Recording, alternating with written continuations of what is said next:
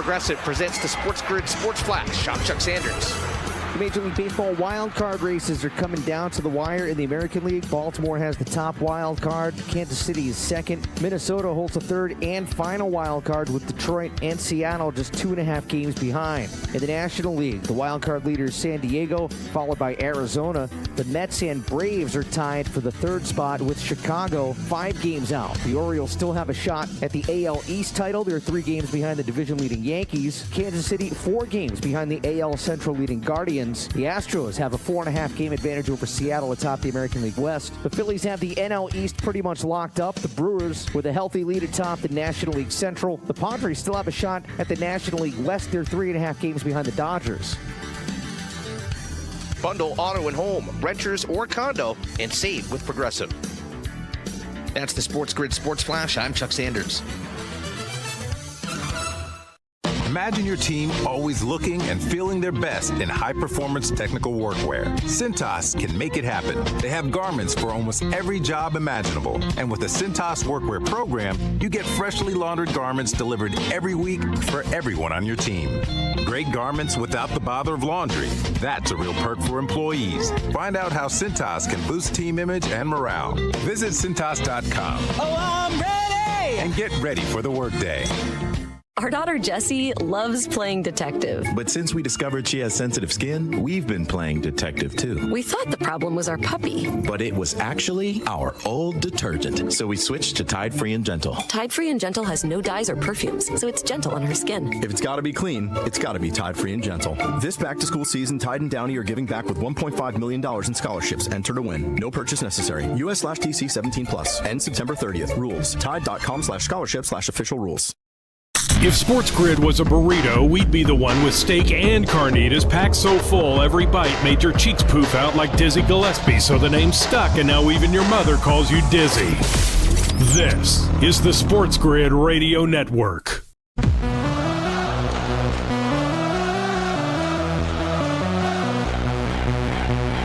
The only place in football where the offense is always on the field is on Moneyline. With the 2 best hosts in radio, Donnie Rightside. If anybody wasn't watching this, I don't know what you were doing. And Kevin Walsh. Forget act like you've been there before. On the SportsGrid Radio Network, SiriusXM Channel 159. Hey now, what do you say, little Moneyline? On a Monday, Kevin Walsh with you here. Donnie Rightside will be in just a moment. You know, sometimes a loose wire here and there, cutting DRS off, which I know he will not be happy about. Because it is a Birds Monday. It's a recap Monday of everything that we got in a jam-packed Sunday slate of NFL action. And for those still interested in what's going on college football-wise, we've got a brand new number 1 in the AP poll and a shakeup in the Heisman Trophy market. We have a lot to get to here. But as I look back at yesterday's slate, and I think, what is the biggest thing that happened in yesterday's window? I don't know how it isn't the New Orleans Saints putting forward a performance that if we did an AP poll in the NFL would probably beg the question, how are they not number 1 in the country? Chiefs defending champs, they're 2-0. Okay, probably would still get majority of first place votes. Outside of that, how would you not have the Saints at the top? And again, it's not like the Chiefs have looked better than the Saints. See, the Saints win 47-10 in week number 1 against the Carolina Panthers, and you would be correct to go, it's Carolina. I am in on New Orleans this year. I bet them to win the NFC South, and even I said, that was a little much. Sometimes when you go out there and hang it on a team like that, your follow-up performance can be lackluster. Your head gets a little inflated, hard to repeat week over week. And for New Orleans, they were going to Dallas. For the Cowboys' shortcomings, which are certainly more postseason based than regular season based. When teams come to that building, they have an ability to break out a sledgehammer. We have seen those games get out of hand and ugly. And that'll happen at points this year. The Giants will get there. The Commanders will get there. One or two playoff contenders will show up to Dallas this year, we think, and get absolutely boat raced. Well, we saw a boat race. We saw a rout. We saw a domination at the hands of the New Orleans Saints, who, again, just steamrolled the team in front of them. But now we can't chalk it up to being the Carolina Panthers, who are terrible. I mean, the game against the Chargers might have been worse than the game against the Saints in week number 1 for Carolina, right? I mean, again, if we're doing an AP poll, we're ranking at 1 to 32. We might have to put Carolina at 33, put a little space in between.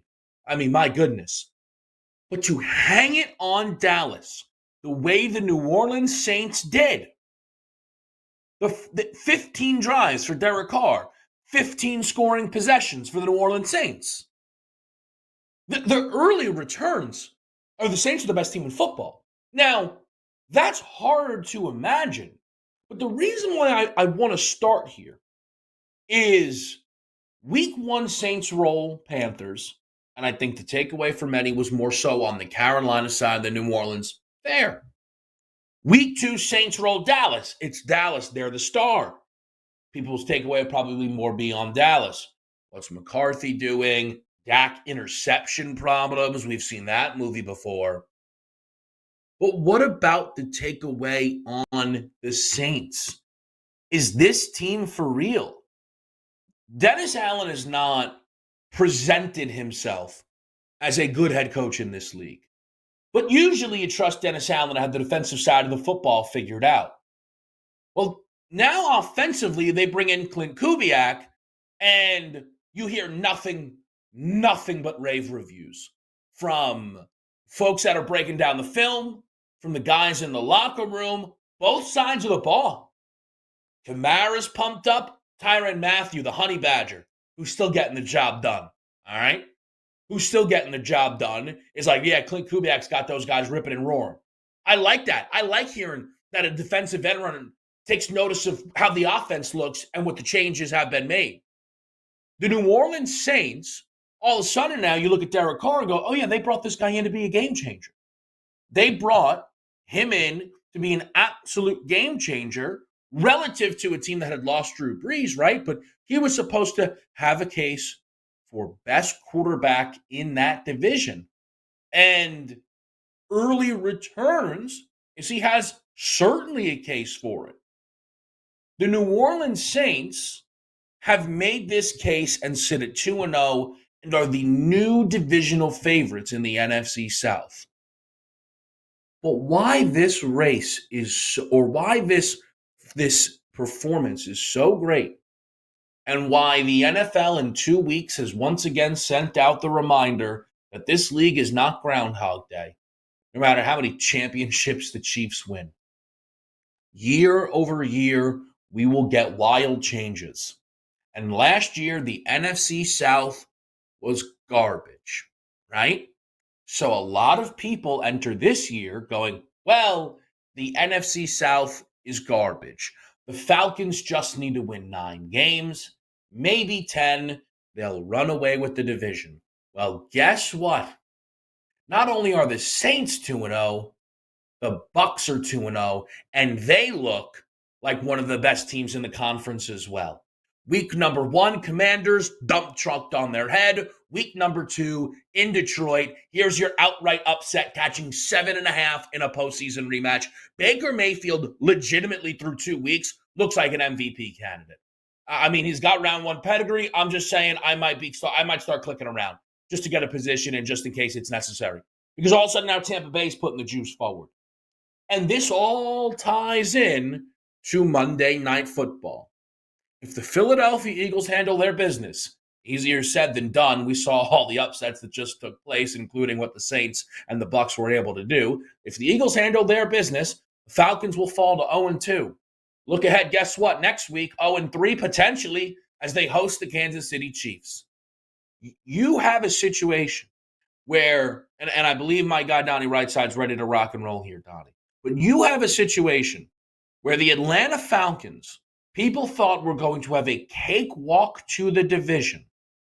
Now they look like they have two teams that even if Atlanta can put a correct step forward, they're going to have to battle tooth and nail. Early 2-week return, the Saints and the Bucs look like legit conference contenders. When you try to look at each side, like last year, I was behind the 8 ball on the Rams. I thought the Rams would sell their entire football team by week 7 or 8. Looks like this year is the year they're going to sell their entire football team by week 7 or 8. Last year, I loved the New Orleans Saints. 10-win football team wins that division. Didn't come close to the 10 wins here. Didn't win that division. And this year looked like the best team in football. And it was hard to say, right, from week number 1 where you saw the Carolina Panthers game. Well, I don't really know what to anticipate. The fact that they came into Dallas and they could have scored 80 points on the Dallas Cowboys. And the Dallas Cowboys, I thought, would win that football game just based on what the Cowboys always do at home. Roll teams and, it's Derek Carr, it's on the road. Sooner or later, they're going to show up as the old Derek Carr and that Saints offense that we know and can laugh at here. They were so impressive for these first 2 weeks on offense. I don't even know if I can still even grade them into week number 3, who is the Philadelphia Eagles at home in that dome. So we saying that you have a wipeout in the first 3 weeks. Like, why don't they wipe the Eagles out? They're the NFC. Are they the best team in the NFC, if not the NFL? Crazy times. Absolutely on the board. Look at that K-Dub holding it down here for segment number 1 on Moneyline. Best hour of your day. It's underway. DRS is here. Kevin is here. Monday Night Football. Let's get you prepped for that and a lot more around the NFL. Stay tuned. Sirius XM Channel 159.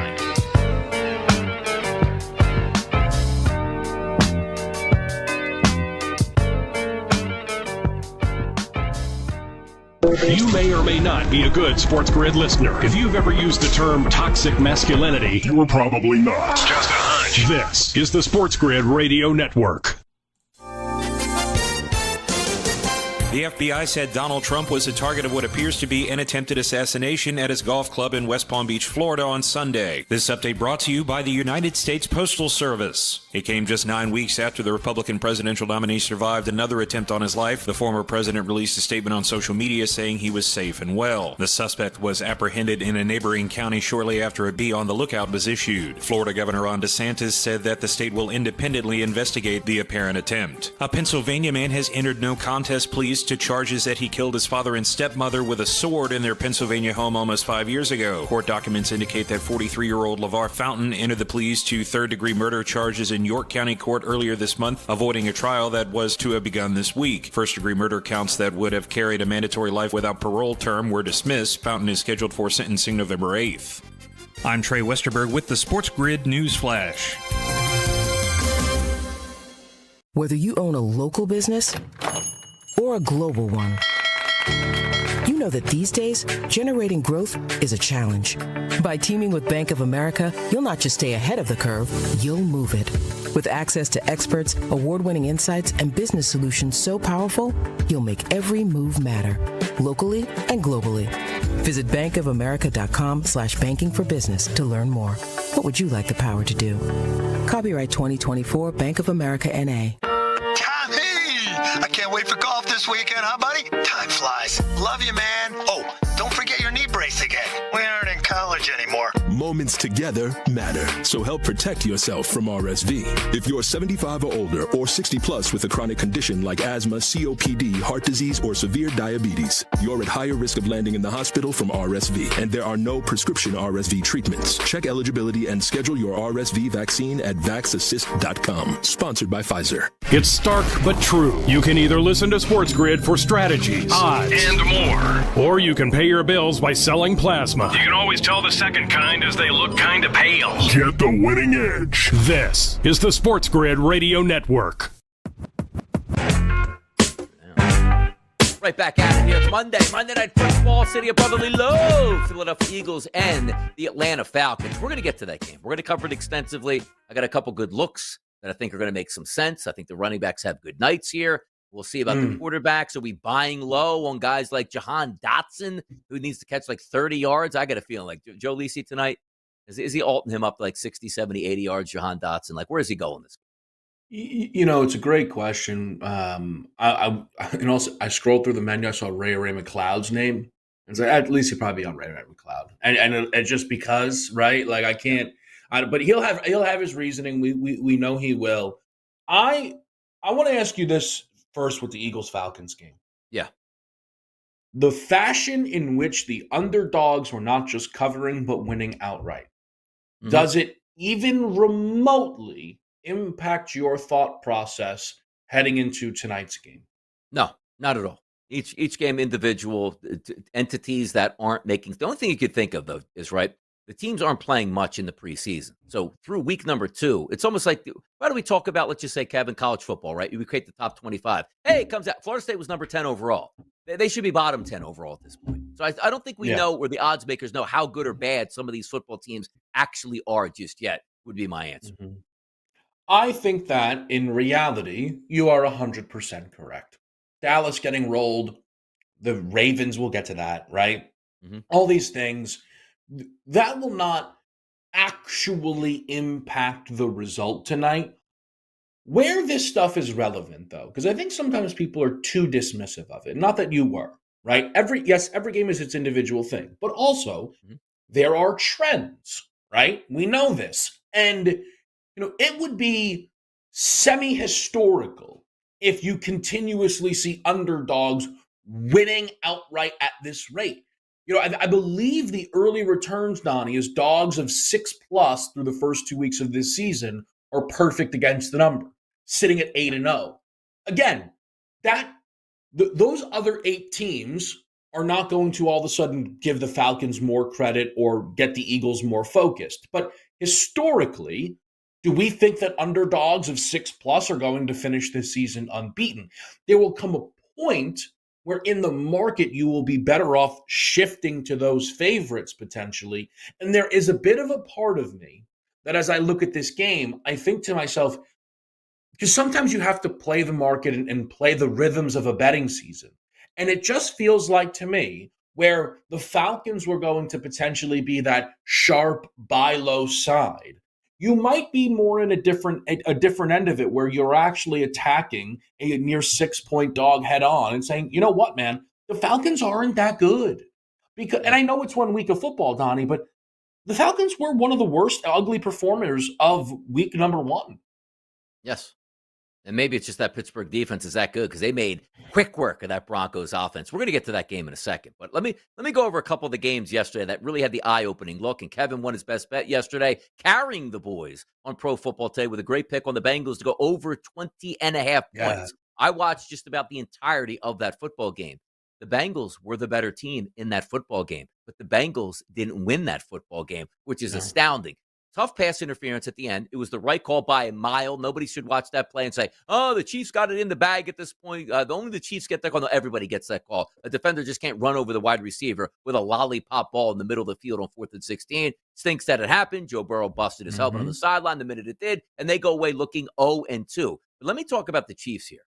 Travis Kelce got re-upped for a lot of money. And I think it's one of those contracts to say, thank you so much for what you've done. Hopefully you still have some left in the tank and we'll go forward. It looks like he has nothing left in the tank. 1 catch, 5 yards. Rashee Rice looks like he's the only weapon. And then Isaiah Pacheco breaks his leg. He'll be out, at least 2 months at this point.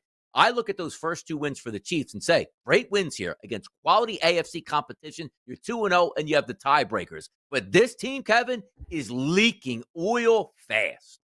And this is where, not that I told you so, Donnie, but I was suggesting this to you going into yesterday's game, where the way they let Baltimore in that game was I really, really thought that this year that offense would be ripping and roaring. And man, if week 1 wasn't evidence, how about that opening possession? 3 plays inside the 3-yard line, and Andy goes, you know what, man, take this field goal. Let's get out of here. Yeah, what was that? I was walking the dog. Hold on. I was walking the dog here, and I saw that 4th down come up. I'm like, oh, Chiefs are going for it. That next update, when it vibrates to my phone, will be a touchdown, or it won't vibrate, meaning that they actually didn't get the points. It vibrated. Like, oh, I wonder who that was. Kelce Pacheco. Field goal. What happened? What was the deal on that?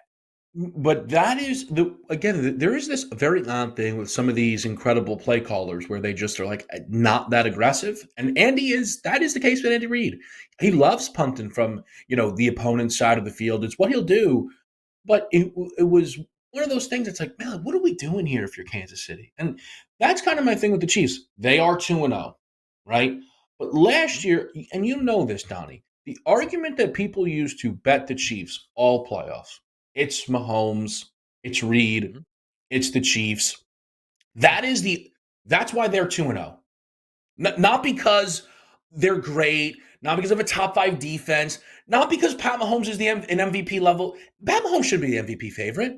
Pat Mahomes just had basically the worst game from a gaudy numbers perspective he's ever had. Yeah. The only time he had fewer passing yards in a game, he got injured and left the game early.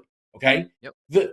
What they're doing is, once again, for the second year in a row, it's the Chiefs. They find a way. And give them credit. Maybe by the time it's November, it won't be that way. But they are not better year over year, and I thought they would be. Yeah. No, it's pretty eye-opening at this point, where they could be 0-2 and maybe should be if that game played out the opening night on Thursday with that ball. Isaiah likely doesn't have his toe out of bounds. He scores. They probably get that 2 conversion, but they didn't. And Kansas City is 2-0, but it's no longer one of those teams you're looking at like, ooh, this is going to be a runaway. I can't bet against Patrick Mahomes. They just, again, Marquise Brown coming to town was supposed to change that offense. He's gone for the year. So I don't know who they're going to bring in at this point, but now it's back to, again, Rashee Rice is my guy. Worthy's still rookies trying to find his way in. You could always lean on Isaiah Pacheco. Had a very good game yesterday. Now he broke his leg. You lose a lot of that tough identity, and hey, Carson Steele is going to be a good luck with that. Or Clyde Edwards-Helaire, been trying to throw out of town for 3 years now, is now going to be your lead back if he ever comes back, when he does at this point. Tough time for the Chiefs, but they are 2-0. We'll continue to go down that process of what happened yesterday in the NFL, and certainly get to the big game tonight between the Atlanta Falcons and the Philadelphia Eagles from Philadelphia. It's Moneyline. It's a Monday. Good place to be. We'll be right back. You can listen to SportsGrid on the radio, TV, our mobile app, or the internet. And you don't need a nerd to hook you up. Keep it here on the SportsGrid Radio Network.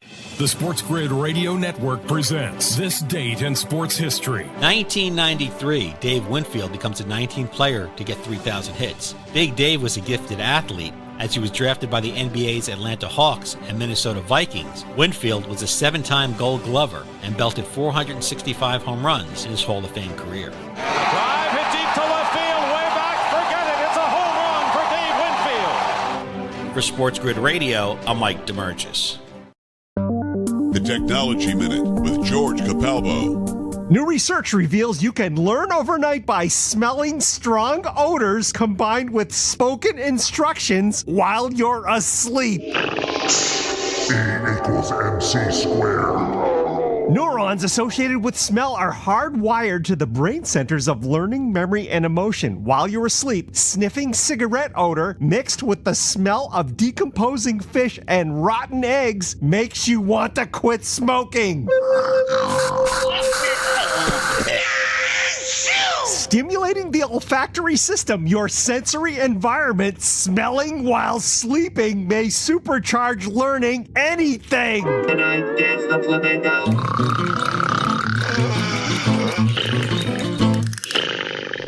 Follow me at G Capalbo on X and stay tuned to The Technology Minute for more cool stuff like this.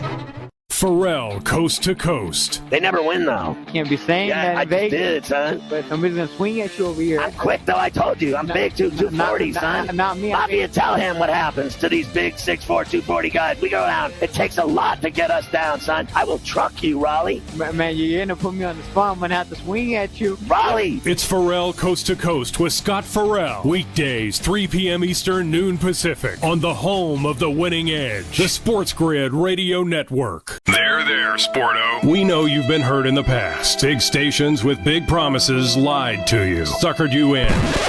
We don't do that. We're the real deal. You can take our information to the bank. This is the SportsGrid Radio Network.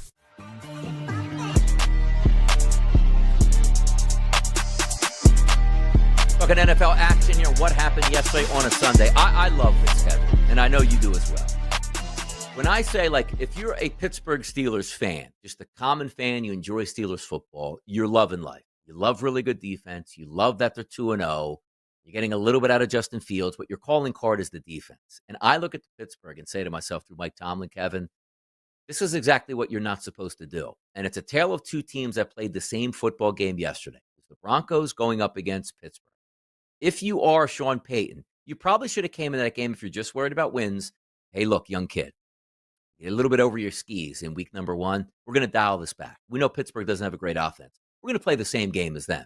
I'm going to let you throw maybe 20 times in this game. We're going to repeatedly pound the rock into the middle of the line of scrimmage. You're an athletic quarterback, so you can make some plays with your feet. Let's see what happens here. But no, they let Bo Nix throw in the game plan and say, I got to find out about my future quarterback. Justin Fields is not a rookie. They do treat him like a rookie. Now, in the instances of the first 2 weeks, when you clearly have an offense that you feel can't score, they completely shut it down. But for the health of the Steelers organization, I can't stand the way they're playing football at this point, Kevin. Because for me, if I look at this team and go, yes, I have a very good defense. You know what? What happens if I put Justin Fields in a pro-style offense where he's allowed to throw the football and make plays, what we could be? What they're doing now, Kevin, they'll be over 500. Mike Tomlin will get his wish, and they'll get their ass kicked at the end of the season in the playoffs if they make it when it really matters. So I get it. I really do. I think this year could be different. I don't know where you were at on Pittsburgh heading into this year, but I know where I was at on the AFC North. A little bit lower on Baltimore. They're 0-2. Mm-hmm. Way out on Cleveland. Maybe the Jaguars are the worst team. Dougie P is going to get let go. It's actually sad to see.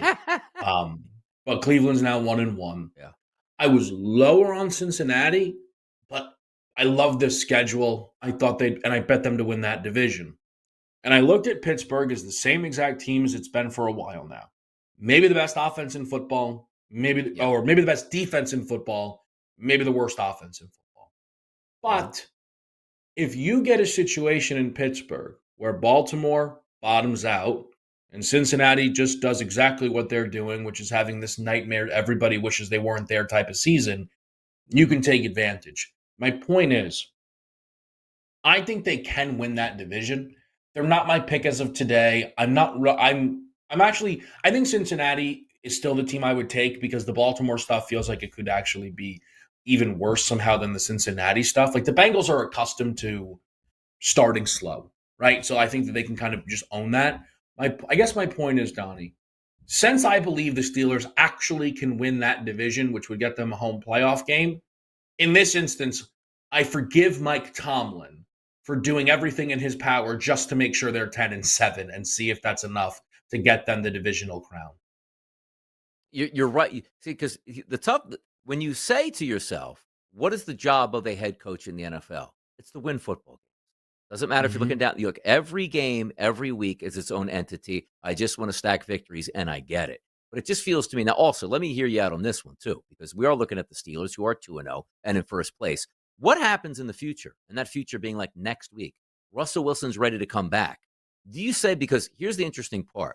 Yes, Justin Fields is 2-0.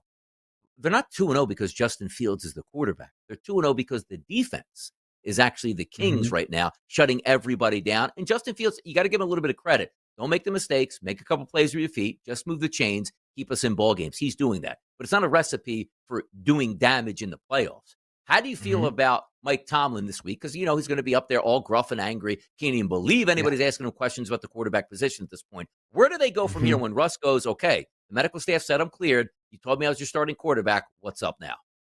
Yeah, I think that's supposed to be where Tomlin's at his best, right?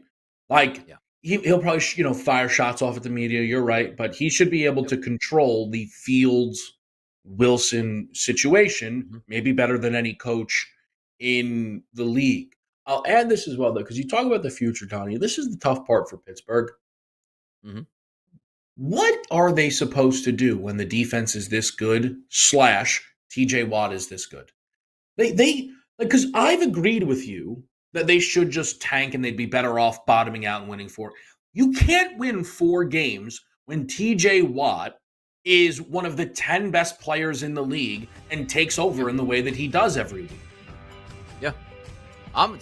Look, it's almost like a lose-lose proposition for me. You're going to win a lot of football games, means you'll never get your quarterback. But you're going to win a lot of football games. That's what your fan and owners want. You're probably going to make the playoffs. You'll be above 500. But then when you meet up against a team that's not offensively challenged, you can't compete with them. We'll talk about this more next right here on Moneyline.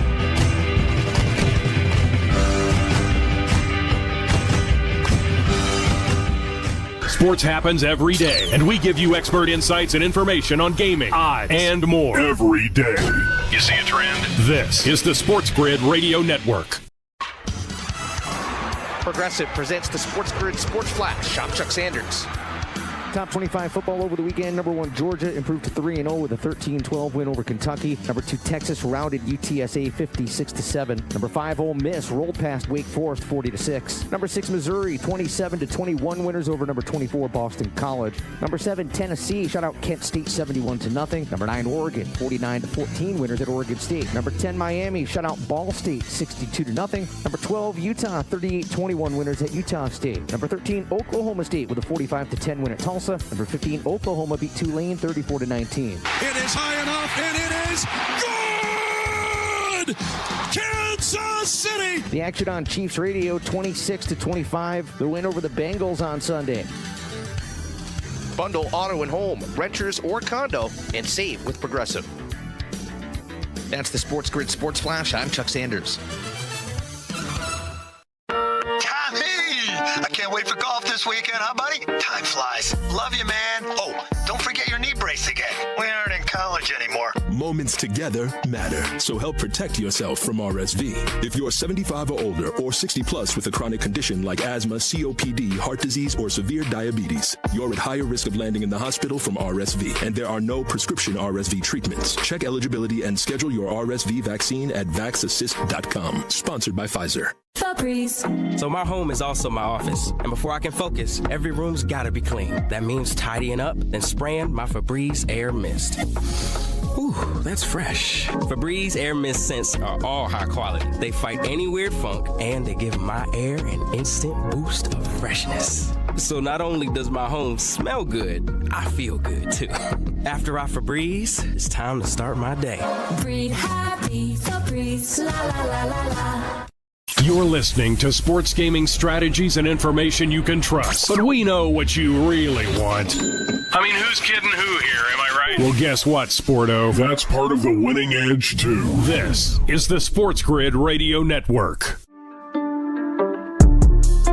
You know we love to be interactive here on Moneyline. It's what we do. It's Monday. It's the best hour of your day. Chat box popping off here. A lot of guys chiming in. James Hawthorne's in here. Mammoth's in here. Jordan P. is in here. Having some fun. If you want to say hello to the show, you go right to SportsGrid on demand on YouTube, and you can participate and have some fun. But by the way, on Twitter, I just got this tweet 19 minutes ago as I'm fumbling around with my computer. It's from Stavros at Sparty SC. Let me read it to you, Kevin. The hardest betting decision I have had to make in my life, but I chose right. Take that cash, but one day I would love to win the $14,000. So let me bring up the screenshot that he sent me, Kevin. It was a 5+, or actually I should say this. It was basically 560-1 parlay.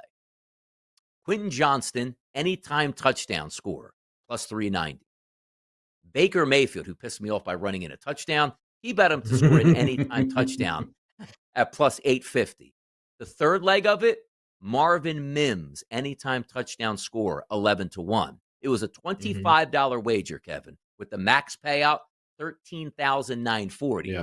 Gets Johnson, gets Mayfield, waiting on Mims, $25 bet. He cashed out at $864. Didn't let it ride, which would have been $14K if Mims hit, but he did make the right decision. But that is a wild decision to try to come down to. Me, I probably would have cashed it out as well, but I'm telling you now, when I talk about cash outs, Kevin, it's like, oh, you know what? Max win of $800. I'm going to take my $500 now and run away with it.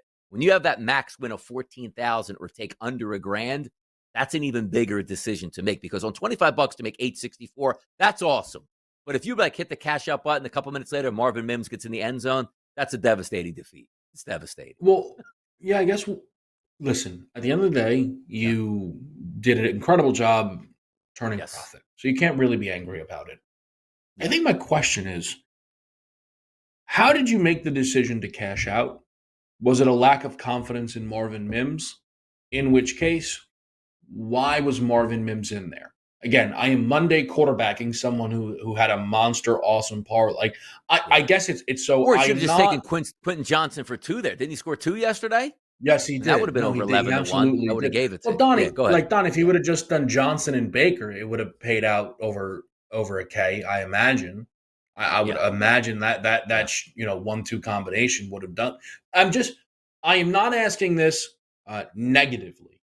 I am curious, though, the thought process of Marvin Mims getting in the parlay and then not having the faith in Marvin Mims to bring home the parlay. Like, if it was cashed out in the middle of the game, question retracted. It looks like it was cashed out before the game started, it looks like, Kevin. Yeah, see, I'm saying now I'm because just thrown off by I think that. the interesting part is you're right, because it wasn't as if they're all three in play at once, right? Because you had two guys in play, bang, bang, and now it's like, oh, I wonder if Mims is in the third quarter and hasn't played it. Like, he didn't play yet, technically. But I do like the decision because it was the correct one when it was, but you're right. The thought process is typically it's like, all right, let me go Marvin Mims at 1 o'clock, Quentin Johnson at 1 o'clock. They both get in. And they're like, ooh, I got a plus 850 at Baker, which might be doable or not. Or like, see what I mean? Like the third leg of it coming in a separate time hour, usually that would be the leg. It's like, that's my favorite one. Because if I get to it, then I have a real decision to make on what I want to do, right? As opposed to, let me get two legs out of the way and then go for that ridiculous long shot in game number 3. That's the only thing I would do. Yeah, the reason that cash out isn't that big is because it's 11-1 Marvin Mims. They're like, well, this is probably not going to win, that as opposed to James Conner minus 110. So that obviously, but it's why the payout was so monstrous. That it's an interesting spot. I messed around with yesterday was an interesting day, Donnie, where all like the picks on my card. I ultimately had a really nice day. I did a really good job with that. And then I had some fun, and that was unnecessary. You know what I mean? And sometimes that's, as long as you like stay inside your range, right? That's all good. But I did not need to late night be like, you know what? I think I love Caleb Williams passing yards. Now that game drove me crazy, but I didn't need to do an alt a yardage round robin on top of a round robin of touchdown scorers where none of the 5 guys were my guys I gave out on the show, but just other guys I was considering. You know what I mean? Like, I didn't need to do that. Yeah. All in all, I still had a solid day, but those are just unnecessary decisions that I made.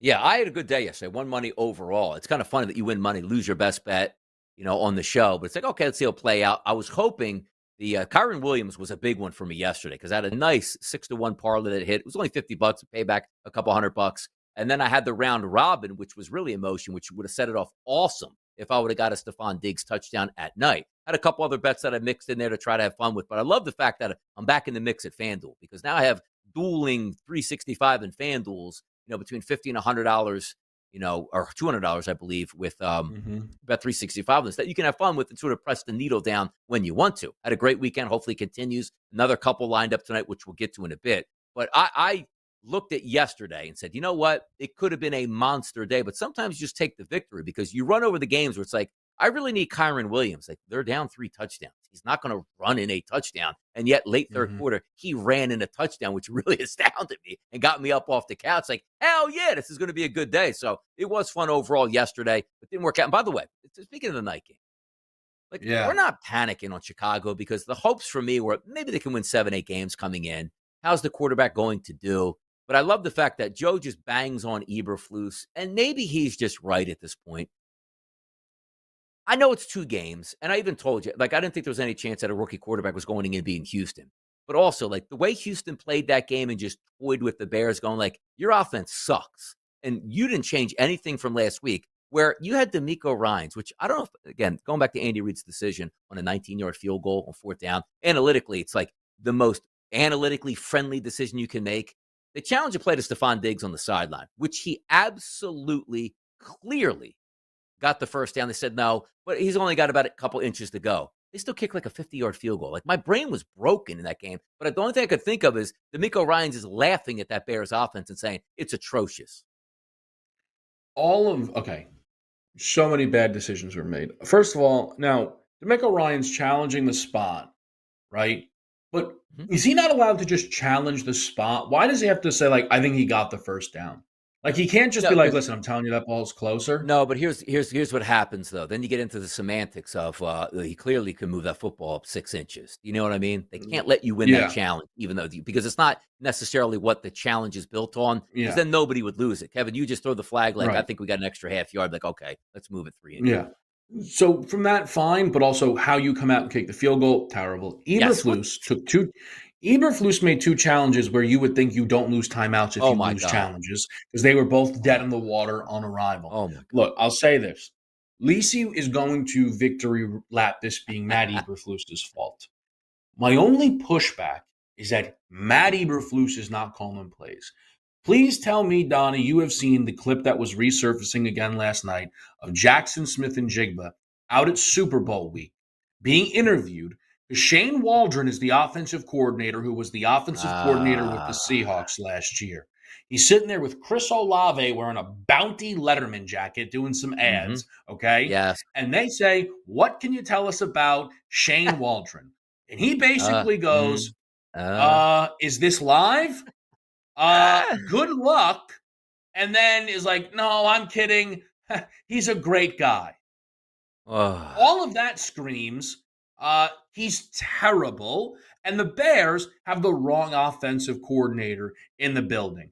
And what that will result in is the full staff being cleaned out. That's what that will result in. But we had like the conversations that we had about the Bears. And again, they look atrocious on offense, which really shouldn't be the case with Caleb Williams. But you're right. Like the most astounding decision from start to finish in the coaching tree this year was the fact that Matt Eberflus was kept on as the Bears head coach, because we figured it would be one of those where coaches that want to get back in or legendary coaches would say, you can take a discount from me. I just want to coach this football team. It's the best situation you can be in. Eberflus comes back. Waldron's there. They stink out loud. My goodness, what's going on? Let's get to the Monday Night Football game next. Picks? Yeah, we got them. The only sure thing in this world is the fact that there are no sure things. That's why you get expert perspectives, strategies, and info. Here. This is the SportsGrid Radio Network. Progressive presents the SportsGrid Sports Flash. I'm Chuck Sanders. It is high enough, and it is good! Kansas City! The action on Chiefs Radio, 26-25. The win over the Bengals on Sunday. Harrison Butker kicked a 51-yard field goal to win it. Patrick Mahomes, 151 passing yards and a pair of touchdowns. He was picked off twice, but the defending Super Bowl champions improved to 2-0 with the win. Cincinnati led it 16-10 at the half. Top 25 football over the weekend. Number 1, Georgia improved to 3-0 with a 13-12 win over Kentucky. Number 2, Texas routed UTSA 56-7. Number 4, Alabama 42-10 winners at Wisconsin. Number 5, Ole Miss rolled past Wake Forest 40-6. Number 6, Missouri 27-21 winners over number 24 Boston College. Bundle auto and home, renters or condo, and save with Progressive. That's the SportsGrid Sports Flash. I'm Chuck Sanders. I feel like I'm constantly cleaning hair off my bathroom floor. At least my Swiffer Sweeper makes it easy. Sweeper heavy-duty dry cloths have ultra-thick pads to trap and lock hairs, like a hair magnet. And when I'm finished cleaning up my hair, Sweeper takes care of his too. Now the hair's gone, all thanks to Swiffer. Try Swiffer Sweeper heavy-duty dry cloths. I promise you'll love them or your money back. And also try Swiffer Sweeper Wet to make quick work of tough, sticky messes. Mom, meet Sarah. From first-time Nana moments. Yeah, welcome to Flight 101. To annual girls trip moments. Your can't-miss moments are worth protecting against RSV. If you're 75 or older or 60 plus with a chronic condition like asthma, COPD, heart disease, or severe diabetes, you're at higher risk of landing in the hospital from RSV. And there are no prescription RSV treatments. Check eligibility and schedule your RSV vaccine at vaxassist.com. So where should we go next? Sponsored by Pfizer. If you don't know where to start in sports gaming, here's some good news. You already have. You're listening to us. We're your source for gaming odds and more. This is where you'll find it. This is the way. This is the SportsGrid Radio Network. We're going to transition over to that Monday Night Football game and have some fun with it. But Kevin talking over the break to me just brought up some real happy stuff. So Kevin, let's start off here. What were you starting to tell me here in the break? I'm going to play off. Yeah. So I was basically just bringing up the Carolina Panthers, Bryce Young, Dave Canales, and the fact that through 2 weeks they actually look way worse than they did last year. And you basically then were like, just hold on, sit right there. I got opinions to give, so I'd like to hear them. Yep. So here's the opinion I have, and it just struck me like 30 seconds ago. Frank Wright's a damn good coach, and it ain't his fault. You have the worst quarterback in the history of the NFL plowing through owners and staffs right now. I feel vindicated right now. And I never even had that thought until you started to bring it up, and I said, hold on now. Because you wanted answers in Carolina. The answer is Bryce Young stinks, and it's absolutely tanking the entire franchise, which let's have some fun with this too. How did this happen? You want to say like Jamarcus Russell coming to the NFL might have been a leap, and who knows, maybe he can round in the form. He was terrible and he was knocked out. But Kevin, I've never seen anything. A Heisman Trophy quarterback from Alabama can't play? Like, forget about he can't play, it looks like. I don't get it at all. Bryce Young might be the best example we've ever seen of stop playing rookie quarterbacks in their rookie season.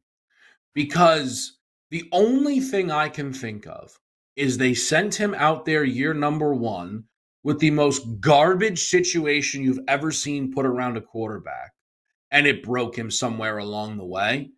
Because, listen, let's make this clear.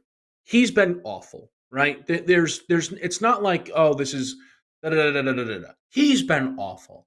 But, Donnie, I look up and down the roster, and people are like, oh, man, Carolina finally with a good offseason. And you're like, whoa, hold on. Carolina, okay, brought in Deontay Johnson, who was middling in Pittsburgh. They drafted Xavier Legette, whose highlight reels are him talking, not playing. And they're banking on Adam Thielen. They have a useless running back. Their big offensive acquisition was Jonathan Brooks, who his last play in college was ripping up his knee, and everybody knew wouldn't even be healthy to start the season.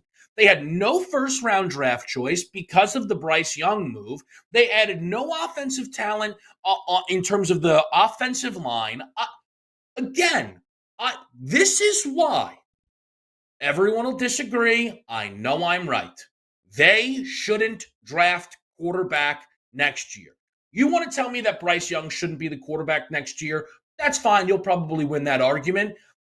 Donnie, Bryce Young is terrible. You put Shedeur Sanders in this offense, and Deion Sanders is going to be holding press conferences like LeVar Ball, saying they should never have my boy out there. We're requesting a trade.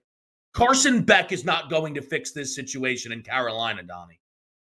It's so bad. Like, it's so porous. And that's why I came into that game, because I know we were joking on the set yesterday on the air. Like, hey, bounce back performance. I'm like, I have never seen Bryce Young bounce back from any performance, let alone get worse from a week where they got beat by 40 points and show up last week like, hey, dink and dunk, but I can't even dink and dunk. And they're so porous and depleted of talent that it's almost like, are you giving up? Because I know you said even yesterday or before, it's like, you know what? No. You keep Bryce Young around, number 1 draft pick, you trade to get some guys. They have to go quarterback again, it looks like, Kevin. Honest to God. But Don, let Andy Dalton start next year. You do not have the luxury of drafting quarterback in Carolina. You don't. You are not a quarterback away. That roster offensively is awful. It is so bad. It is so unbelievably bad. Man, big offseason acquisition last year. Come on now, where's he been? Again, and that's where Frank Wright. Frank Wright goes out there. When you pay a running back and then they're not your starting running back, you got to be one of the silliest dudes doing it. But to your Frank Wright defense, Donnie, right? Again, I'm qualifying all of this with Bryce Young looks awful. He gets a lot of the blame. Dave Canales. People convince themselves, what a hire. I mean, it's just got the best coach in the division. Well, through 2 weeks, Baker Mayfield has been maybe the best quarterback I've watched. And Bryce Young's gotten worse. Dave Canales might have been a garbage hire. I mean, he might be completely in over his head right now in Carolina because Bryce Young is getting worse. That is impossible to me. Yeah, no, you're right. Like, they're not even having performances where the other team, like Jim Harbaugh almost ran the ball 50 times yesterday, laughing, going like, it doesn't even matter what we do. As long as we don't throw pick sixes, you can't even move the football past midfield at that point. All right, let's digress. Let's start to set the table here. I have another thing to say. No, go ahead. I know we have to do the Monday night. Yeah. One, credit to you on the J.K. Dobbins thing. When I saw that was your favorite touchdown scorer, I was like very surprised. But sometimes you know how to identify these things. You're like, listen, just trust me. Carolina bad. They run the ball every play. Yes. J.K. Dobbins, by the way, is like Offensive Player of the Year through 2 weeks. Jim Harbaugh. Ravens need him. This guy is the best. I can't stand Harbaugh. I hated him at Michigan. He maybe is the smartest human being in football history. Goes to Michigan. He's like, they're going to fire me. Guess what? I'm going to cheat. Flips it. Buries Ohio State. National title. Deuces. Chargers. And then they're like, dude, what are you doing? Don't worry. I'm gutting this roster. Keenan Allen played 1 game in Chicago, injured. Mike Williams didn't even make the starting gate. Nobody cares. He's like, Herbert, what's that? Plantar fasciitis? Don't worry. You're terrible. I don't even need you. Run the ball. He should be coach of the year already. The guy is a genius. Donnie, they are, I cannot, and by the way, I back them. But he really is such an influence on a football team. They just look like a Harbaugh team. It took 2 games. 2 games. And it went from, like, we usually think about the Chargers, so much talent, but the head coach just isn't there, maybe a soft football team mentally. They're instantly like, no, we are going to ground and pound. We want to fist fight you every game, and we now love our new identity in one offseason by cutting really good football players and saying, let's run the football. It's unbelievable to watch it play out. This team, and by the way, Steelers-Chargers next week, good bloodbath in the air out here. Can't wait to get to that. But yes, Monday Night Football is next. Let's prep it. Let's get you ready for the rest of the day here on the SportsGrid Network. It's Kevin and Sonny. It's a Monday. It's Moneyline. We'll be right back.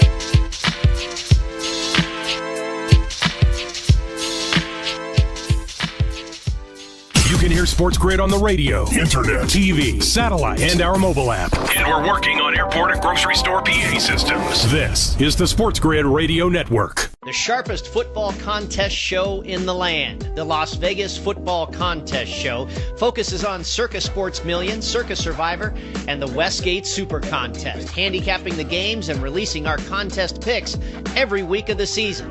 With 2 former Super Contest winners, Brady Cannon and James Salinas, a former NFL player, Mike Pritchard, and over $1 million in contest prize money won combined, the Las Vegas Football Contest Show will have you prepared this season like none other. SportsGrid TV and radio networks are the premier streaming video and audio channels dedicated to serving the sports wagering audience. Found on major smart TV platforms and streaming on SportsGrid Radio and SiriusXM Channel 159. SportsGrid's real-time data, expert commentary, and entertaining analysis transform viewers into informed sports enthusiasts. Our weekday radio lineup begins with the early line at 8 a.m. Eastern with Ben Stevens and Donnie Rightside. Donnie joins Kevin Walsh on Moneyline at 11 a.m. Eastern, followed by Football Full Circle at noon Eastern. Kaplan and crew join the party at 1 p.m. Eastern. And Pharrell Coast to Coast keeps things rolling from 3 to 6 p.m. Eastern. Get in the mix with Kevin Walsh and Game Time Decisions at 6 p.m. Eastern. Evenings simmer with Carver and Lisi. Then boils over with Gabe Moritzi on Sports Rage Late Night at 10 p.m. Eastern. To find out where to find SportsGrid that's best for you, go to sportsgrid.com. It's smarter to be on SportsGrid. Football Full Circle. In my opinion, in the Dolphins' big picture, they're not going anywhere for a playoff run until that defensive front gets better. Would they give up a $144 against Bigsby and Travis Etienne last week? Is it going to stop tonight? Absolutely not. I just don't see it. I think Buffalo, to me, is the best team in the division. It's Football Full Circle with Ben Stevens and Joe Lisi. Weekdays noon Eastern, 9 a.m. Pacific on the SportsGrid Radio Network.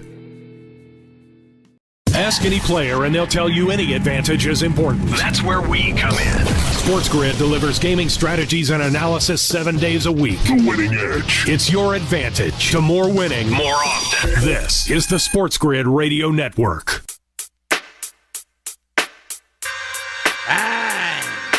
Tonight, Monday Night Football, Philadelphia.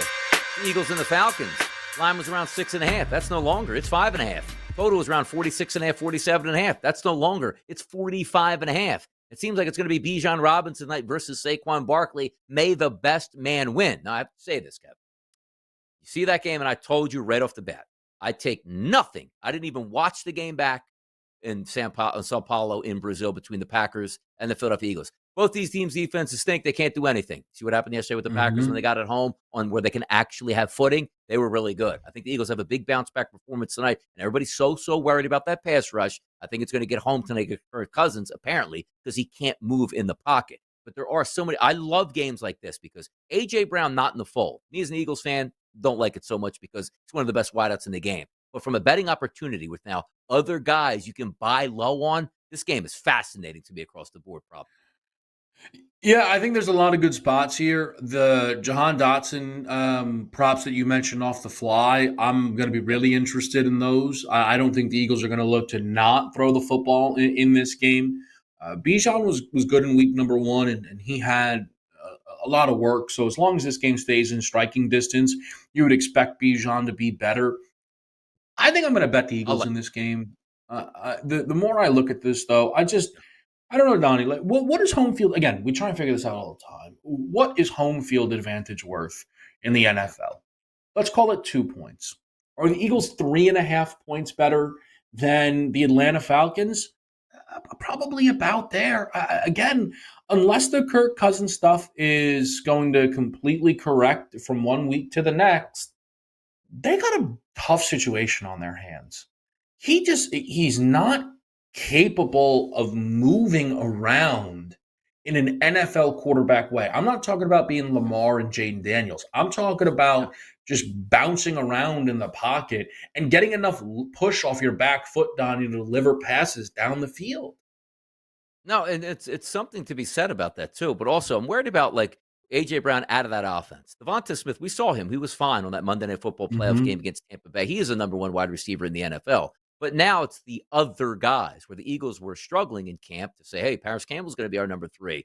Britton Covey is going to be our number 3. You get Jahan Dotson. He was invisible in game number 1. So be it at that point. It was just a quirky game. You got to throw that out. Now you're anticipating that he is going to step up. And here's why I like the angle on that. And it's not just like, oh, that's easy. Like, he's supposed, because I understand how NFL teams work, Kev. When you have a general manager, what do? I just went out and spent a 3rd-round pick to get you a talent in here. Now my top talent is out. You're going to tell me you're not using this guy? We need to have a meeting on Tuesday morning to find out why you're not using this guy. So it's almost like you get that shoehorn play in there. Like he's going to have 5 or 6 plays designed just for him to get him into the flow. And what are we talking about? 25.5, 27.5 yards for Jahan Dotson tonight? It's crazy, crazy low. So I'm buying high on him. I also love Bijan Robinson. I don't care if the Eagles defense is going to be healthy tonight, if the Eagles defense is going to be playing on a surface where they can get off of their blocks, and so be it. I think Bijan has a nice night. I think Saquon, I think both of those guys, legitimate chances for a touchdown. The one thing I tell you right now, if there's no locks in sports, there's no guarantees, otherwise we wouldn't be allowed to bet sports. Saquon Barkley is going to score a touchdown tonight. You are going to pay a premium, like minus 180 prices here, which is astoundingly high. And by the way, is it me or the running back props off the damn charts, Kevin? With some of these guys. Like Breece Hall was over 200 yesterday. Kyron Williams was high, minus like 110s. David Montgomery was way up there. Saquon is. I mean, outside of like the Christian McCaffrey who was supposed to score every week last year, I don't remember this. It's just because quarterbacks aren't throwing touchdowns? Like, why are we so high on running backs now with these price points? That is probably a good point, Donnie, that I hadn't considered. It's because we're not getting the passing touchdowns, so that's where these have to come from. It's also probably sports books not being as kind as they were, right? Yeah. I guess also these top backs are getting in, right? Derrick Henry finds his way into the end zone again. Jonathan Taylor was shut out, but James Conner was into the end zone. Kyron Williams into the end zone. Breece Hall caught one yesterday, despite Braylon Allen having the other 2 touchdowns. So that could be a big part of it. I'm interested in Hurts, though, because last week the Eagles said they showed, Donnie, that they still want to run the tush-push out from the 2-yard line and in. They could have gave Saquon a 4th touchdown, 3rd rushing, and they were like, no. It's not what we do here. Now, I know it didn't work, but I also think that they probably practiced the tush-push more than they should have this week. So I think it's going to work this week. Yes, and you can. Anybody ever played on a muddy field in high school? You can't get push off. The tush push can't work because you're anchoring in at that point to try to fight off 300-pound backers. It's no choice that they're now granted. Them fumbling on the goal line doing it, not a great look here. I do think Saquon Barkley is big, but the boys will be live in studio tonight, 8:15 p.m. to carry you through this Monday night primetime game. Don't miss out. For JP behind the wheels of steel, Donnie right side, Kevin Walsh. Thanks for tuning into Moneyline. See you tomorrow.